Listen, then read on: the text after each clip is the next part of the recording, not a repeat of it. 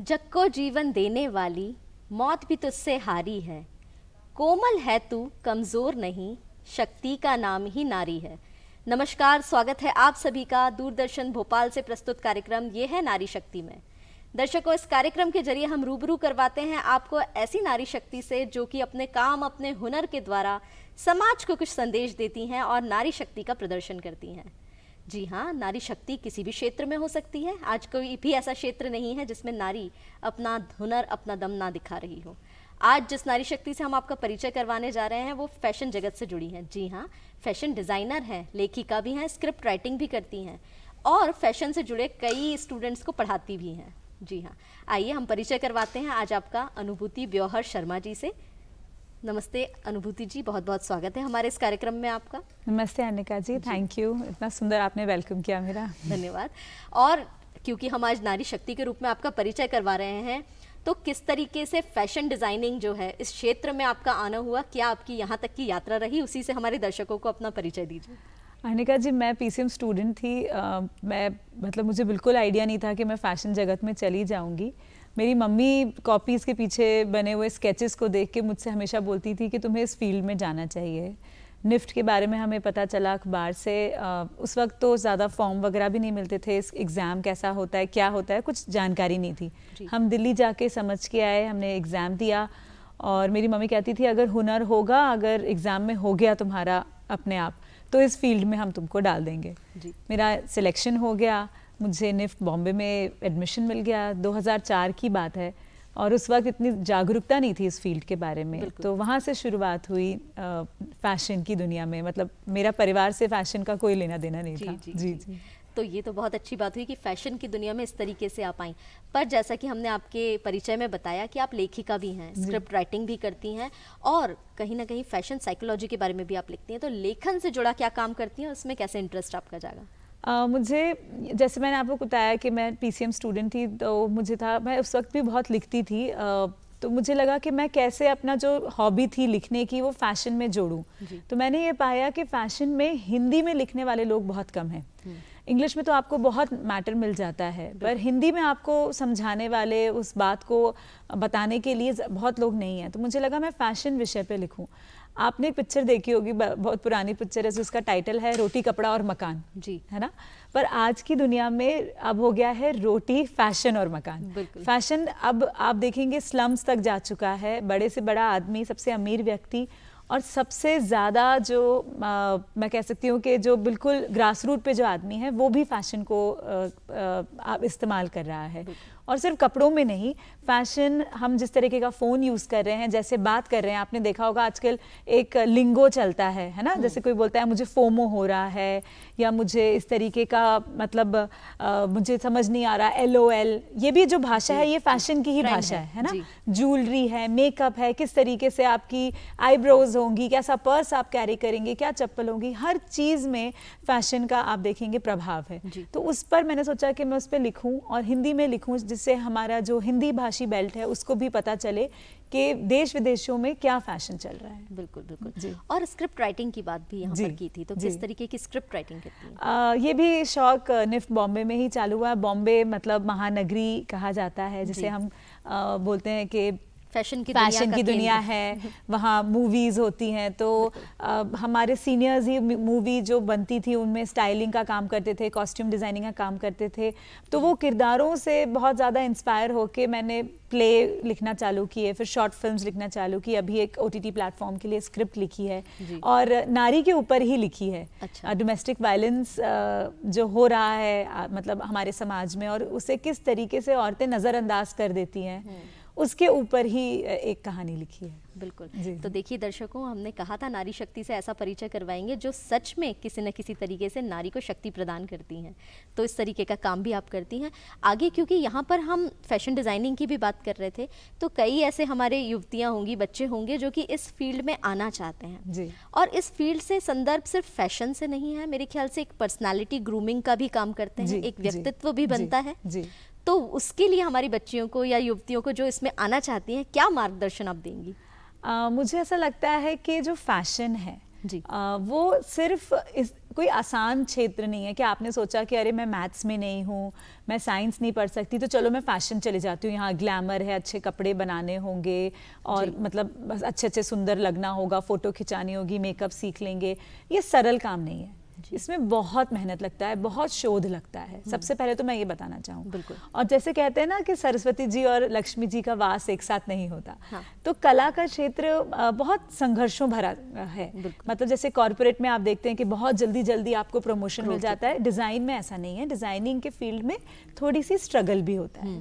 तो ये सारी जानकारी प्राप्त होने के बाद आप इस फील्ड का चयन तभी करें मेरे हिसाब से यदि आप इसके लिए बहुत पैशनेट है ना, आपको लगे कि हाँ आप में कला है और आप इस क्षेत्र में अपनी पूरी जिंदगी लगा सकते हैं, तो आप इस फील्ड में जाएं। सिर्फ ये सोच के कि अरे सुंदर कपड़े पहनना होगा, सुंदर कपड़े होते हैं, रंग बिरंगी चीजें होती, चकाचौंध है, नहीं, ये उससे बहुत आगे है। जी जी, बिल्कुल सही बात आपने यहाँ पे करी कि केवल और केवल चकाचौंध भरी जिंदगी को ही फैशन नहीं कहते। यहाँ पर एक समाज को नई दिशा देने का भी काम यहाँ पर फैशन डिजाइनर्स करते हैं, क्योंकि भाई जो दिख रहा है वो सामने है और फैशन का रूप में है। तो यही सवाल मेरा आगे आपसे भी रहेगा कि क्योंकि भारत जो है वो विभिन्नताओं का देश रहा है, हम बोलियों की बात करें चाहे परिधानों की बात करें, अलग अलग तरीके की चीज़ें यहाँ पर हैं और आज के ज़माने में हैंडलूम्स को विशेष एक जगह मिली है। हमने जाना है कि जो चीज़ें हम पुराने ज़माने से भूल गए थे, आज वो परिधान, उन वस्त्रों का चयन करके हम नया फैशन बना सकते हैं। हैंडलूम के लिए भी आप विशेष काम करती हैं, तो वो हमें बताइए। मेरा हैंडलूम से परिचय कॉलेज में हुआ जी। और कॉलेज में जो मेरी टीचर थी वो दक्षिण से थी और उन्हें हिंदी ज़्यादा अच्छे से नहीं आती थी। उनको एक लेक्चर देने के लिए बुलाया गया। एक नेशनल हैंडलूम एक्सपो था, बॉम्बे में लगा था वो, जहाँ पर कश्मीर से, केरला से, गुजरात से, अनेक राज्यों से बुनकर आए हुए थे। वो बुनकर अपनी परेशानियों के साथ मेरे टीचर के पास आए और उनकी ट्रांसलेटर मैं थी। तो तब मैंने बारीकी से समझा कि किस प्रकार की परेशानियां हमारे आर्टिजन्स को आती है।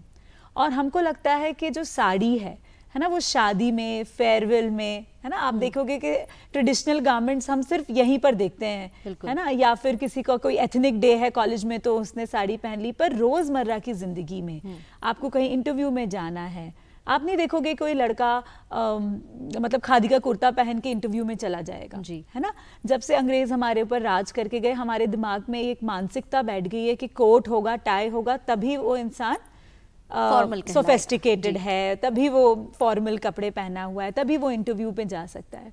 तो इस चीज को तोड़ने के लिए डिजाइनर्स की एंट्री होना बहुत जरूरी थी। हमारे हथकरघा का जो बहुत बड़ा जो स्कोप है उस फील्ड में। जी। अब आज आप देखेंगे बड़े बड़े डिजाइनर, सब्यसाची मुखर्जी एक बहुत बड़ा उदाहरण है। आप देखते होंगे बनारसी, चंदेरी, ऐसी कोई पारंपरिक ऐसी जो टेक्सटाइल नहीं है जिस पे वो काम नहीं कर रहे। बड़े बड़े डिजाइनर हिंदुस्तान के, बल्कि बाहर के लोग भी अब आके हमारे जो हमारे यहाँ के कपड़े हैं, हर एक राज्य में इकत है, पोचमपल्ली है, आप देखेंगे हर जगह, मतलब बंगाल में है आपका जामदानी साड़ी है, बालूचरी है, हर तरह के साड़ियों के ऊपर अभी काम हो रहा है। तो मेरा भी एक छोटा सा प्रयास रहा। मैं अलग अलग राज्यों में गई, वहाँ के बुनकरों से मिली, कुछ डिज़ाइनर हमने उनकी ली। और क्या होता है कि जो साड़ी मेरे दादी पहनते थे, मेरे नानी पहनते थे, वो आज के परिवेश में वो फैशन में नहीं आएंगी। उसको इतनी चौड़ी बॉर्डर शायद आज की कोई युवती ना पसंद करे, तो वो बॉर्डर थोड़ी चौड़ी जो थी वो छोटी करी। बूटियों में हमने फर्क लाया, कलर कॉम्बिनेशंस पे काम किया।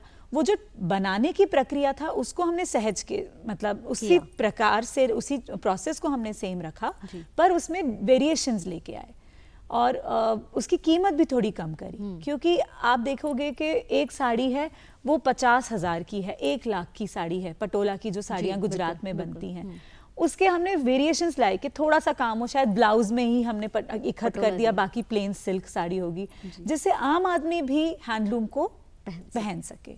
तो इस तरीके का काम हो, क्योंकि अगर आपको 300 रुपये, 500 रुपये, 1000 रुपये में अच्छी साड़ी मिल रही है तो हैंडलूम की तरफ रुझान कैसे बढ़ेगा।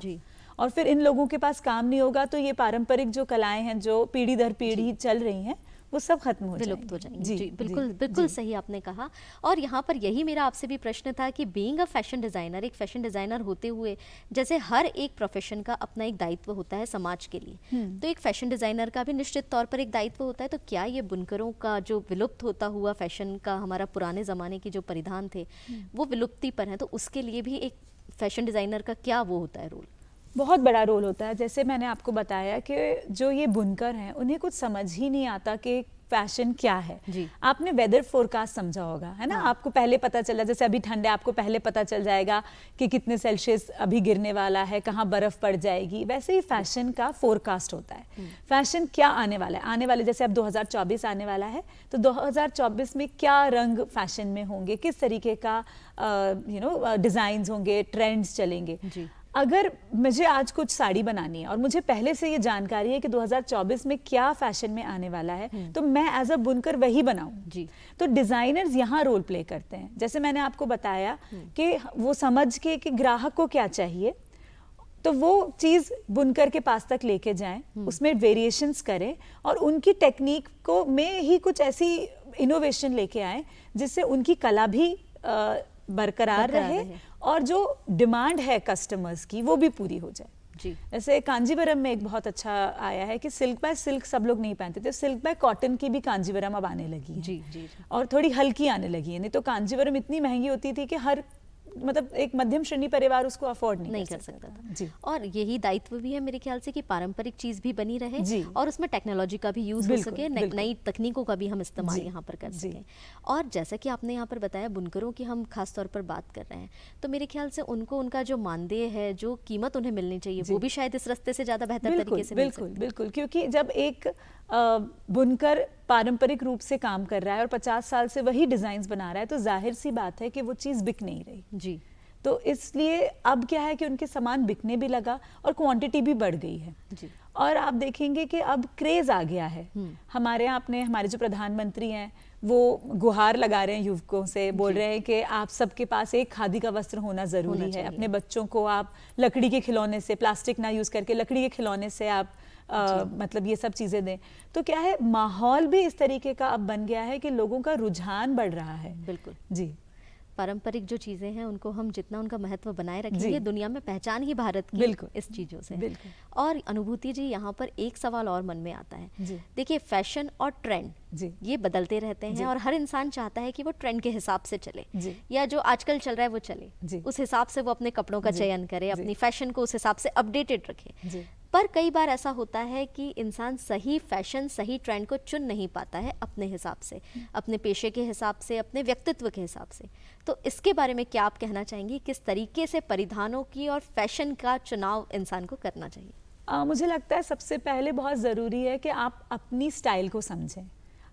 हम क्या करते हैं कि हमने देखा कि आलिया भट्ट ने सफ़ेद कपड़े पहने अपनी शादी में, तो हम भी वही पहनेंगे।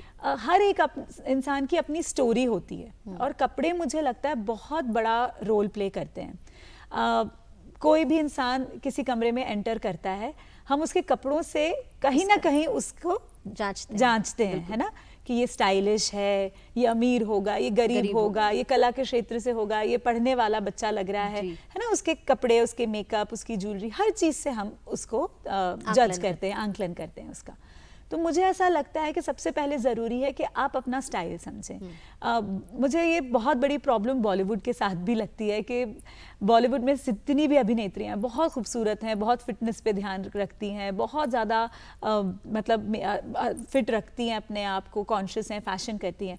पर आप देखेंगे अगर हम सबके मुंह पे स्टिकर्स लगा दें तो अधिकतर जो लोग हैं वो एक जैसे दिखेंगे, है ना, सारे एक दूसरे के क्लोन लगते हैं।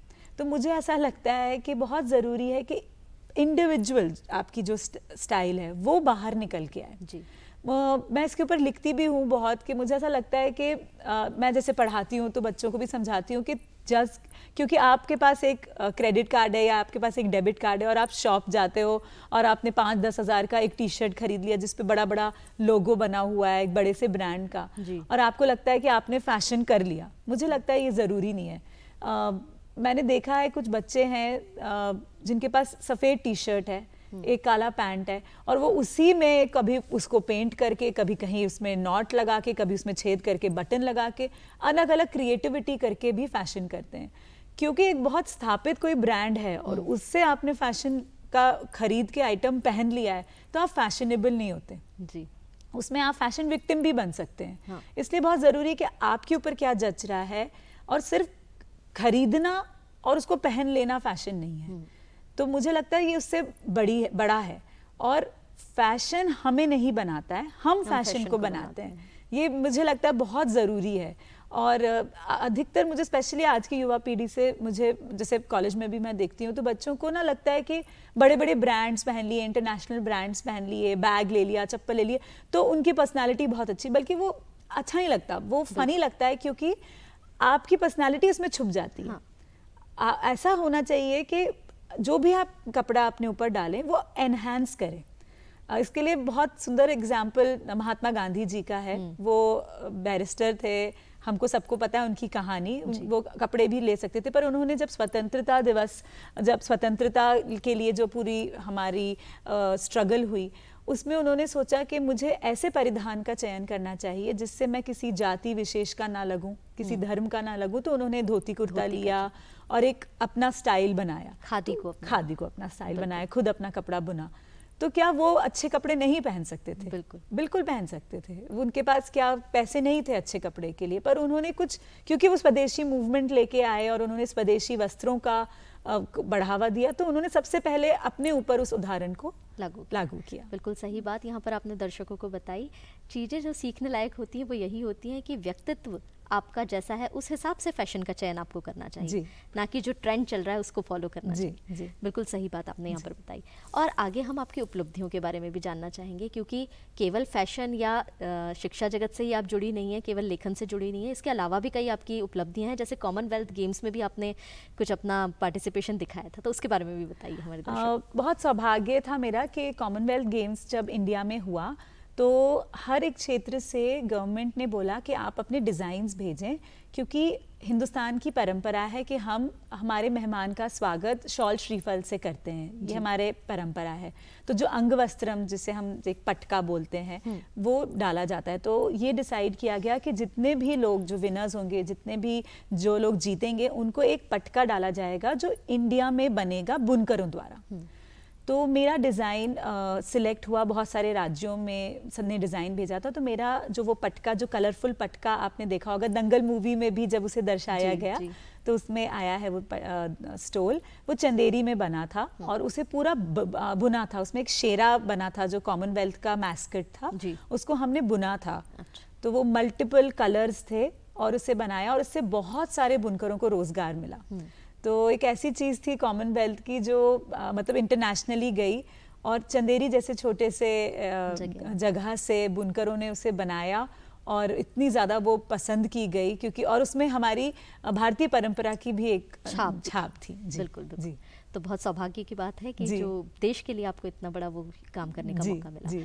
ज्वेलरी डिज़ाइनिंग की बात हम करेंगे यहाँ पर, क्योंकि ज्वेलरी डिज़ाइनिंग भी आजकल एक उभरता हुआ क्षेत्र है। हम इसे करियर की तरह भी अगर सोचें तो ये किस तरीके से इसमें काम किया जा सकता है, और ज्वेलरी डिज़ाइनिंग का भारत में कितना क्रेज़ है, किस तरीके से इसको आप देखती हैं? मुझे लगता है कि फैशन जो है वो भारत में उसका बहुत बड़ा स्कोप है, क्योंकि हमारे यहाँ 12 महीने त्योहार होते हैं, रंग बिरंगा हमारा देश है, हर प्रांत में कुछ ना कुछ है। तो ज्वेलरी भी मैंने हर अलग अलग प्रांतों से ली है।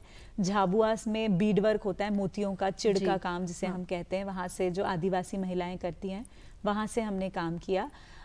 मेरा बहुत सारा काम लेह से भी आता है, जो फिरोज़ा हम कहते हैं, तो उधर से भी बहुत सारा काम होता है, वो हाथ से बनता है। तुलसी के मोती जो होते हैं उससे काम होता है, वो वाला काम करते हैं। और ऑक्सीडाइज ज्वेलरी तो मुझे लगता है हर एक नारी का बहुत ज़्यादा पसंदीदा एक मतलब एक मेटल है जिसे बहुत ज़्यादा यूज़ किया जाता है। पहले क्या होता था कि सिर्फ गरबे में और आप देखेंगे कि नवरात्रि वगैरह के वक्त ही इसे यूज़ किया जाता है, बट आजकल तो हैंडलूम की साड़ी और ऑक्सीडाइज ज्वेलरी मुझे लगता है कि एक तरीके से जोड़ीदार हो गए हैं जी। तो उस पे बहुत काम किया है, और ये हम सारा हाथ से ही बनवाते हैं, और हम जो आर्टिजन है हमारा उन्हीं से बनाते हैं, पूरा हाथ से बनता है जी। और इसमें करियर की अगर हम बात करें, jewellery designing as a career in India, बहुत ज़्यादा इसमें स्कोप है, क्योंकि आपने देखा होगा कि अभी हम डायमंड भी बनाने लगे हैं, है ना। डायमंड भी पहले ऑस्ट्रेलिया से बन के आता था, डायमंड से लेके ऑक्सीडाइज ज्वेलरी तक, या हम मोती का काम करें, हर एक क्षेत्र में बहुत ज़्यादा स्कोप है। और अगर आप ज्वेलरी डिज़ाइनर बनते हैं तो आप, बिकॉज अगर आप इंडिया से हैं, भारतीय हैं, तो आपके पास बहुत बड़ा बैकग्राउंड है, बहुत सारे मटेरियल्स में आप काम कर सकते हैं। बिल्कुल बिल्कुल सही बात है, ये आपने बताई। ज्वेलरी डिज़ाइनिंग के बारे में जानकर तो अच्छा लगा हमें यहाँ पर। देखिए कई बार ऐसा होता है कि कलरों का, जो रंगों का चुनाव होता है जी, वो भी मौकों के हिसाब से किया जाता है, तो वो रंगों का चुनाव लोग कैसे करें अपने परिधानों में? रंग जो है उसकी भी एक साइकोलॉजी होती है। आपने देखा होगा कि अस्पतालों में सफ़ेद कलर बिछाया जाता है ना, सफ़ेद और हरा रहता है। आप देखेंगे शादी ब्याहों में पीला लाल कलर होता है, हर एक कलर का एक अपना इम्पैक्ट होता है। तो रंग, मुझे ऐसा लगता है कि आप दिन के फंक्शंस में जा रहे हैं, आपको पता है कि आप आउटडोर्स में रहेंगे तो आप पेस्टल कलर्स यूज़ कर सकते हैं। रात में जैसे डार्क कलर्स ज़्यादा अच्छे लगते हैं। और आपकी बॉडी जो आपका कॉम्प्लेक्शन है उस पर भी आपको पता चलता है कि कौन सा कलर उठ रहा है, क्योंकि वो कलर आपके चेहरे पे को भी रिफ्लेक्ट करता है। तो वो कलर ज़रूरी है कि आप उस चीज़ को समझें। पर ये हर एक व्यक्ति का भिन्न है, जो मुझ पे अच्छा लग रहा है वो आप पे अच्छा लगेगा, ये ज़रूरी नहीं है। और ये भी नहीं है कि कोई बंदिशें हैं कि जो आप पहन सकते हो वो मैं नहीं पहन सकती। पर ये क्या है, ये आपको कॉन्फिडेंस जिस चीज़ में आए, सबसे पहले हमें वो चीज़ करनी चाहिए। बिल्कुल बिल्कुल सही बात है ये बात। और अगर हम इसका सोचें कि किस तरीके से लोग परिधानों का चयन तो करते हैं, रंगों का चयन करते हैं, पेशे के हिसाब से अगर लोग सोचें तो क्या उनको ध्यान रखना चाहिए? अलग अलग प्रोफेशन के लोग हमारे साथ रहते हैं। जी बिल्कुल, मुझे लगता है कि अगर आप पब्लिक फिगर हैं और आप जनता में जाते हैं ज़्यादा और लोगों में जाते हैं, तो आपको न्यूट्रल पैलेट्स यूज़ करने चाहिए, क्योंकि आप लोगों में सम्मिलित होना चाहते हैं, आप अलग से दिखना नहीं चाहते। यदि आप कला के क्षेत्र से हैं या आपके स्टेज परफॉर्मेंसेस ज़्यादा होते हैं और आप चाहते हैं कि आप अलग से निकल के आएँ, तो वैसे ही आपके रंग उसी प्रकार से वो होने चाहिए। बिल्कुल, हाँ जी, बिल्कुल। जी। और यहाँ अनुभूति जी, अगर हम शादियों की बात ना करें या शादियों के फैशन की बात ना करें तो अधूरा रहेगा हमारा डिस्कशन, क्योंकि पारंपरिक हमारे जो परिधान हैं वो अधिकतर शादियों में इस्तेमाल किए ही जाते हैं। और भारत, क्योंकि कहा जाता है कि एक तरीके से त्योहारों का, शादियों का और उत्सवों का देश है, शादियों में फैशन जो होता है, शादियों का जो परिधान थे, शादियों का जो पहनावा था, वो वक्त के साथ कैसे बदला, वो भी हमें बताएं। शादियों में आपने देखा होगा कि दूल्हा जो है वो शेरवानी पहनता है जी, है ना। आपको जानकर हैरानी होगी कि शेरवानी भारतीय परिधान नहीं है जी। बहुत ट्रेंड बदला है। जैसे मैंने आपको आलिया भट्ट का एग्जांपल पहले भी दिया कि हम सफ़ेद कलर को वेडिंग में ले आए हैं, तो परिधानों में बहुत ज़्यादा बदलाव आया है, कलर्स में बहुत बदलाव आया है। अब दुल्हन लाल जोड़े के अलावा गुलाबी, बेज, गोल्डन, ये इन कलर्स में जा चुकी है। धोती कुर्ता पहन के फेरे लेने वाले दूल्हे कम हैं, अभी ज़्यादा शेरवानी के तरफ है। पर फिर भी मैं कहूँगी कि भारतीयता फिर भी कायम है। बीच में ज़रूर एक ट्रेंड आया था कि आपने देखा होगा कि कोट पहन के, टाई लगा के दूल्हा घोड़ी पे चढ़ जाता था। अभी उससे हम शेरवानी तक आए हैं और मुझे लगता है धीरे धीरे धीरे धोती तक भी हम लेके आएंगे इस चीज़ को, क्योंकि हर एक ओकेजन का एक अपनी ब्यूटी है। जैसे हम साड़ी पहन के स्विमिंग पूल में नहीं कूद सकते क्योंकि वो साड़ी बलून के जैसे फूल जाएगी, वैसे ही हर एक ओकेजन की एक अपनी गरिमा है और हर उस परिधान का अपना एक महत्व है। अभी हाल ही में रणदीप हुड्डा जी की मणिपुरी शादी एक इतना खूबसूरत उदाहरण है। वो भी कला के क्षेत्र से, फिल्म जगत से ताल्लुक़ रखते हैं, फिर भी उन्होंने एक सादी सी शादी करी जिसमें उन्होंने अपने पारंपरिक वस्त्र पहने, तो उसकी खूबसूरती एक अलग ही होती है। बिल्कुल बिल्कुल सही बात आपने यहाँ पे कही। और देखिए कहीं ना कहीं हमारी परंपराओं से जुड़े रहने का नाम ही फैशन है, क्योंकि वेस्टर्न वर्ल्ड से तो जुड़ते जाएंगे, हमारी अपनी जो रूट्स हैं उन्हें नहीं छोड़ना है हमें यहाँ पर। और क्योंकि मैं यहाँ पर आपसे ये भी जानना चाहूँगी कि जैसे हम परिधानों की बात हम करते हैं, अलग अलग तरीके के फैब्रिक्स इंडिया में अवेलेबल हैं जी, जैसे जूट कहेंगे या कॉटन कहेंगे या सिल्क कहेंगे, हर तरीके का एक कपड़ा हमारे पास उपलब्ध है। इन कपड़ों का चुनाव किस तरीके से आप करती हैं डिज़ाइनिंग में, और किस तरीके से इंडिया से ये अलग अलग जगहों से प्राप्त होता है? देखिए बहुत सुंदर सुंदर टेक्सटाइल्स हैं हर राज्य की। हमारे पास कोसा में भी बहुत सारे वैरायटी हैं। मूगा सिल्क आता है असम से, एरी जिसे हम कहते हैं, सिल्क बहुत खूबसूरत मलबरी सिल्क आता है साउथ से। मध्य प्रदेश जहाँ हम बैठे हैं वहाँ कॉटन सिल्क, महेश्वरी, चंदेरी, बहुत सुंदर साड़ियाँ हैं जो मतलब ऑफिस में भी पहनी जा सकती हैं, शादी ब्याह में भी पहनी जा सकती हैं। और कॉटन की अगर हम बात करें तो गोवा में कुंभी साड़ी है जो कॉटन बाय कॉटन की साड़ियाँ हैं। जहाँ भी जितने भी केरला में आप चले जाएं कसावू है, तो अलग अलग साड़ियाँ हैं। किस जगह आपको जाना है, क्योंकि कुछ साड़ियाँ बहुत फॉलिंग मटेरियल की होती हैं जिसमें फॉल आता है, कुछ साड़ियाँ जो होती हैं कड़क होती है जिसमें कलफ लगी होती है, जिसे हम स्टार्च बोलते हैं। तो निर्भर करता है कि आप अपने आप को डेलिकेट दिखाना चाहते हैं, अथॉरिटेटिव दिखाना चाहते हैं, जैसे आप एक ऐसा दिखाना चाहते हैं अपनी पर्सनालिटी को, उस पे निर्भर करता है कि आपका कपड़ा कैसा होना चाहिए। जी। अनुभूति जी, बहुत अच्छा लगा आपसे बात करके, और क्योंकि आप लिखती भी हैं तो मैं जरूर चाहूंगी कि जाते जाते आप अपनी 4 पंक्तियां कुछ जरूर सुनाएं हमें। जी बिल्कुल अनिका जी, आपने मुझे बताया कि जैसे ये नारियों को प्रमोट करने के लिए है, उनको प्रोत्साहन देने के लिए है, तो मेरी एक छोटी सी कविता है, मैं ज़रूर सुनाना चाहूँगी। जो औरतें शायद अपना काम छोड़ चुकी हैं और सोच रही हैं कि मैं फिर से अपना काम शुरू करती हूँ, जो शादी के बाद अक्सर अपने ज़िंदगी में बिज़ी हो जाती हैं, उन लोगों को प्रेरणा देने के लिए कुछ लाइनें हैं। तेज़ रफ्तार वाले दौर में सभी के तेज़ कदमों को देख अक्सर यूं लगा जैसे बहुत पीछे रह गई मैं। लगा कि आधुनिकीकरण से मात खा गई मैं। वो बारीकियां, वो जज्बा भी फीका हो रहा है शायद। ये सोच के दौड़ में हिस्सा लेकर भी आराम से चल रही हूं मैं। वाह। पर खुश हूं, कम से कम चल तो रही हूं मैं। क्या बात। आस पास से गुजर रहे मुसाफिर कभी कोई सलाह तो कभी कोई तंज कर देते हैं। ये गलत किया, ये अब तक नहीं किया, ये बोल के आगे निकल जाते हैं। बिल्कुल सही। मैं ये सब सुनकर कभी मुस्कुराती हूँ, कभी इन बातों पर रो देती हूँ, तो कभी लंबी फहरिस्त बताती हूँ इस दौड़ में ना दौड़ पाने की। पर कोई कहाँ इस मसरूफियत में मेरी बात ठहर के सुन पाएगा। कौन है जो समझ के मेरे कदमों की रफ्तार मेरे साथ बस चल पाएगा। लेकिन रास्ता तो है मेरे पास, जो है अपनी जगह प्रबल, अपनी जगह अडिग। सुंदर। कह रहा है मुझसे कि तू दौड़ या चल, मैं साथ तेरे मंजिल तक जरूर जाऊंगा। बहुत खूब। इसीलिए धीरे धीरे ही सही, इसीलिए धीरे धीरे ही सही, लेकिन एक उम्मीद के साथ चल रही हूँ मैं। हाँ, चल रही हूँ। बिल्कुल।